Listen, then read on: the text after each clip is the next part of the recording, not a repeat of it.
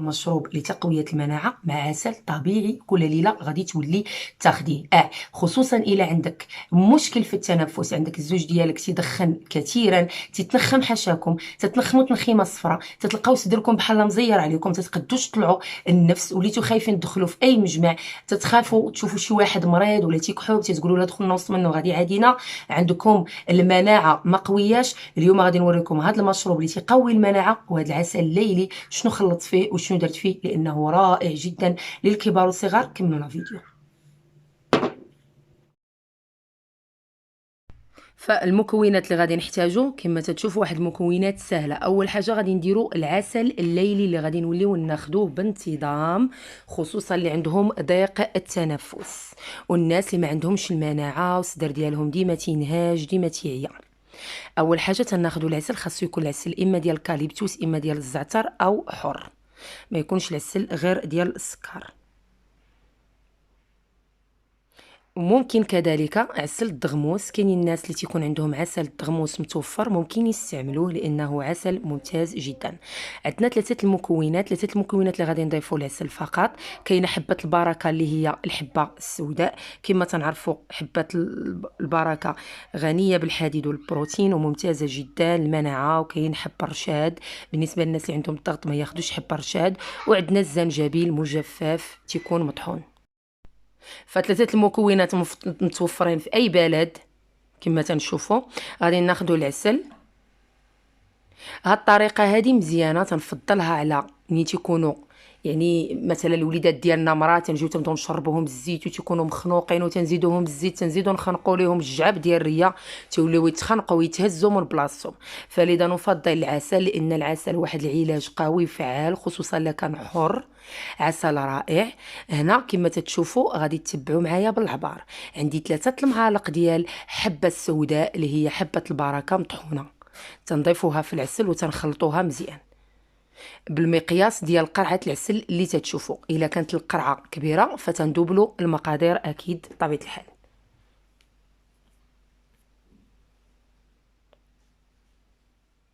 تنخلطوها مزيان.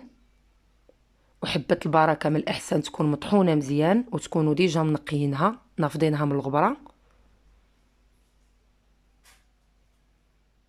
مع التحريك.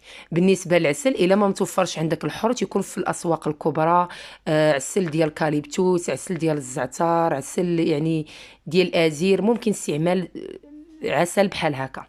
هنا تنضيفوا ملعقتين من حب الرشاد مع التحريك. هادشي خاصو يتحرك مزيان. العسل راه تيكون في الحراره ديالو، تنحطوه لا في الثلاجه ولا في شي بلاصه تنخرجوه على برا. منين ضفنا الحبه السوداء وضفنا حب الرشاد غادي نضيفوا المكون الضروري والاساسي في الوصفه اللي هو الزنجبيل، سكينجبير مطحون مجفف ومطحون، تنديروا ملعقه واحده فقط صغيره مملوءه وتنحركوه مزيان. هاد العسل هذا من اروع ما يكون اللي غادي تجربيه، والحمد لله كنت شاركته معكم في التيك توك وتبارطاجا لشي يعني واحد العدد كبير ديال الناس ورجعوا شكروه. وماشي اول مره غادي نبارطاجيه، راه ديجا مبارطاجيه في القناه ديالي شحال هذيك تبارطاجيت واحد القطعه منه هزيتها من التيك توك وجربوها الناس ونجحت اليوم. المهم غادي نحركوه مزيان. كما تتشوفوا المكونات خصها تنسجم مع بعض، هذا تيقوي المناعه ممتاز جدا. كما تنعرفوا دابا الفيروسات والامراض اللي كاينين خصنا نحافظوا على صحتنا بمكونات طبيعيه، غير خاصنا نحترموا المكونات والعبارات. غادي ندوزو المرحله الثانيه. فاسمحوا لي لا طولت عليكم المرحله الاولى، تنبغي نشرح مزيان لان هذاك العسل خصكم تفهموه مزيان. هنا ملي تنخلطوه صافي تنوضعوه جانبا، تنجيو تنصاوبوا المشروب لكسب المناعه وتقويه المناعه وتنظيف الصدر وتنظيفوا من الاوساخ من الامراض. الا كان عندكم يعني التنخيمه الصفراء، الا كنتم مدخنين تتعانيوا ديما مع الكحبه تضربكم البرد، من ابسط الاشياء يعني تيجيكم البرد تضربكم، حاولوا بما امكن تبعدوا على الحاجه بارده في فصل الصيف. غادي ناخذوا واحد نص كاس ديال عنبه معصرين فيه تقريبا واحد الكميه ديال الحامض، ما تنديرش القشر هذا ديال الحامض، وما غاديش نطيبو فوق البوطه باش يحافظ على يعني المكونات ديالو الفيتامين سي ديالو ما يطرش لينا. هنا عندنا واحد 3 المكونات ساهلين وبسيطين وناجحين 100% لتصفيه وتنظيف الجسم وتقويه المناعه. هذا الشيء اللي خاصنا نحاربوا به الامراض اللي تتكون معديه، اننا نقويو المناعه. عندي هنا حبه المسمار، عندي القرف مطحون الا كان عواد مزيان، كان مطحون مزيان. عندي هنا فليو مجفف الا كان طري ماشي مشكل، يعني الا كان بحال ربيطه طريه ماشي مشكل.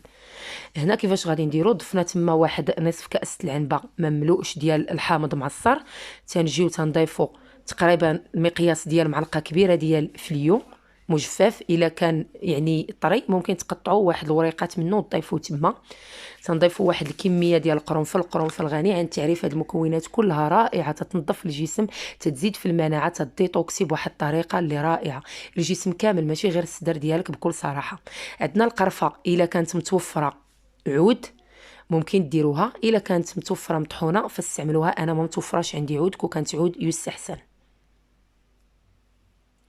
فغادي نضيفوا على المكونات الماء ساخن جدا عالي، واحد الدرجه اللي عاليه، وغادي نخليوه حتى يدفى، يعني ما نخليوش يبرد في مره، غادي نخليوه حتى يدفى على خاطر المكونات يتجانسوا مع بعض وتيطلقوا مزيان مع الحامض. تنحركوا مزيان المكونات وتنخليوه حتى يدفى مزيان، تولي دافئ فقط. كما قلت لكم ما خصناش نشربوا الحاجه اللي تتكون بارده على الصدر ديالنا، خصوصا لك النمرض. المرحله الثالثه هي كيفاش غادي نصفيو الاعشاب. خاصكم ضروري تحترموا، الله يعطيكم السر، المقادير. الا بغيتو ديروا واحد الكميه كبيره دوبلوا المقادير. هنا غادي نصفيو المكونات من بعد ما طلقوا، وضروري نشربوا مشروبات اللي تيكونوا دافين. بعدوا على كنا تنكحبوا، كنا عندنا واحد العله، يعني ديما تنكحبوا، ديما تنمرضوا، المناعه ديالنا قليله. الاطفال ديالنا حنا نحاولوا بما امكن نبتعدوا عن شرب الاشياء اللي تتكون بارده، مثلا المثلجات، نحاولوا نبعدوا من العصائر اللي تكونوا بارده، المشروبات الغازيه اللي تتكون بارده بزاف نشربوها بواحد يعني البروده اللي محترمه، ماشي كثيره كاع، يعني نحترموا الصحه ديالنا. راه الصحه ديالنا عطانينا ربي امانه. هنا منين صفينا المكونات غادي نضيفوا ملعقه عسل عاديه، هذاك العسل اللي خلطناه صافي تنخليوه. تضيفيه معلقه العسل، ولا ممكن تحليته بالسكر الخشن، يعني اللي هو سكر سنيده عادي. الا ما تقديش تشربيه هكاك صافي تتوليو تشربوه. تتوليو ديما تاخذوا الحاجه كامله اللي فيها الفيتامين سي. الليمون الا ما بغيتوش الحامض ضروري، يعني كاينين الناس ما تيقدوش على القارص اللي هو الليمون الحامض، تنستعملوا البرتقال بلاصه الحامض، لان البرتقال فيه فيتامين سي، والفيتامين سي هو اللي تيحارب لنا الامراض المعديه، هو اللي تعطينا مناعه وقوه للجسم. بالنسبه للعسل فالعسل تناخذه كل ليله. الاطفال تنعطيوهم ربع ملعقه الى عندهم شي ضيق التنفس ولا مشكل في الجهاز التنفسي ديالهم، والكبار ملعقه صغيره قبل النوم. حافظوا على صحتكم، حافظوا على هاد الوصفه هذه، وحاولوا تبارطاجيوها مع الناس، وحفظوها مزيان مزيان مزيان. والعصير تتشربوه في اي وقت بغيتوا.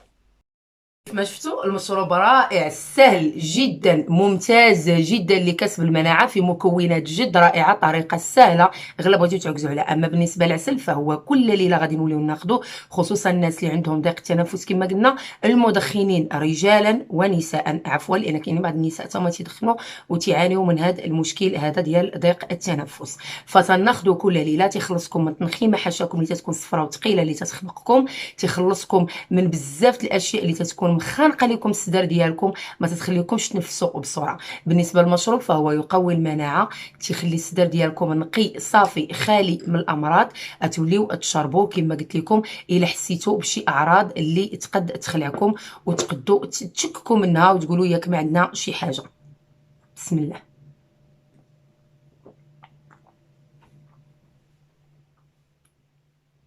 ولذيذ حتى في المذاق ديالو. كما تنعرفوا واخا كاين اللي عندهم مشكل مع الحامض كما قلت لكم ممكن تستعملوا البرتقال يعني الليمون، غير انا تنفضل الحامض لانه تيديتوكسي وممتاز جدا. فتبعوا الوصفه وبارطاجيوها مع الحباب والصحاب بصحتكم وراحتكم. ومرحبا بكم في قناتي. الى اول مره تشوفوا القناه ديالي قمر حمدان، للتواصل معي انستغرام ووصفات قمر حمدان حسابي الوحيد.